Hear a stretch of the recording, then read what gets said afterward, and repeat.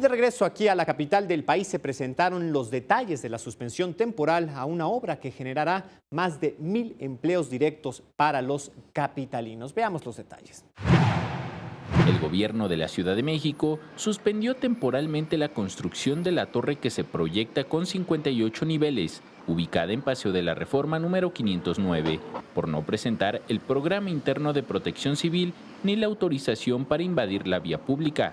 En conferencia de prensa, la secretaria de Gobierno, Patricia Mercado, y el secretario de Protección Civil, Fausto Lugo García, señalaron que fue a través de la Oficialía Mayor Capitalina que llegó la solicitud de revisión de la obra, ya que se obstruía el paso peatonal en Río Ródano.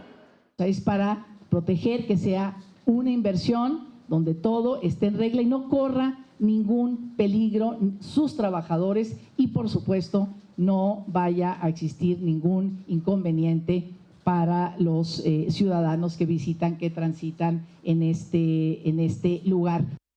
La edificación proyecta oficinas, departamentos, comercios y un hotel. Se realiza con inversión privada nacional y extranjera y se espera entre en operación en 2019. Sin embargo, antes de poder reanudar la obra, la empresa constructora deberá cumplir con las observaciones realizadas por personal de protección civil.